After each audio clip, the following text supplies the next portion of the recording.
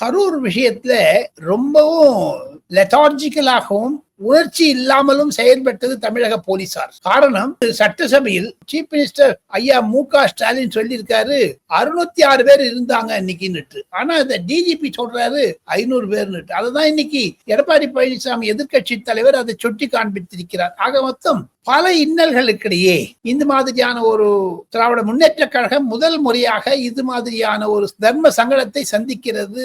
சிவா, எப்படின்னு கேட்டீங்கன்னா, ஆக்சிடென்ட் நடந்துருச்சு, 41 பேர் பலியானார்கள், அவசரமாக போஸ்ட்மார்ட்டம் பண்ண, அதெல்லாம் விட்டுருங்க.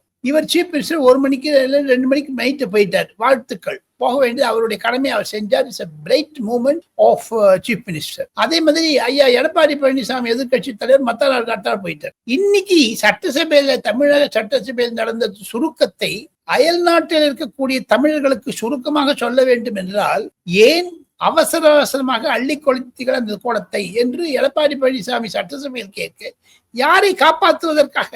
அந்த பேரெல்லாம் வெளில வந்துடும், பார்த்துட்டே இருங்க அப்படிலாம் சொல்றாரு. எந்த பேருங்க சொல்ல மாட்டேங்கிறா யாருமே. ஆனா சுப்ரீம் கோர்ட்ல சிபிஐ போட்டோம்னு எல்லாரும் பயப்படுறாங்க. பட் இந்த ஆக்சிடென்ட் ஆன மத்த நாள் 1 man கமிஷன் போட்டுட்டாங்க. அந்த 1 woman கமிஷன் போட்டு they are all investigating the cause of accident. எல்லாம் போட்டாங்க, எல்லாம் போட்டா. இதுல பாதிக்கப்பட்டவர்களை பற்றி எல்லாம் கவலைப்படாமல் அவருக்கெல்லாம் உதவி செய்தார்கள். கார் இல்லைன்னு எல்லாம் 2 லட்சம் கொடுத்தார். சீஃப் பிரைம் மினிஸ்டர் 2 லட்சம் கொடுத்தார்.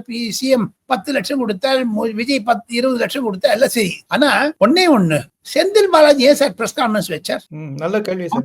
அது ஏன் வச்சார்? அந்த எங்க அப்பா குதிர்க்குள்ளேங்க, அதுதான் எடப்பாடி பழனிசாமி மறைமுகமாக சொல்லிக்கிறாரா என்றெல்லாம் இந்த மாதிரி ஒரு புள்ளி டாட் எல்லாம் நீங்க சேர்த்தீங்கன்னா யூ கெட் a picture. அதுதான் supreme court first time in the history of criminal act சிபிஐக்கு கொடுத்துட்டு இண்டிபெண்டா இருக்கணும். சிபிஐ இப்படி போகக்கூடாது அப்படி போகக்கூடாதுன்னு ஜஸ்டிஸ் அஜய் ரஸ்தோகி தலைமையில ஒரு கமிட்டி அனுப்பிச்சிட்டார்.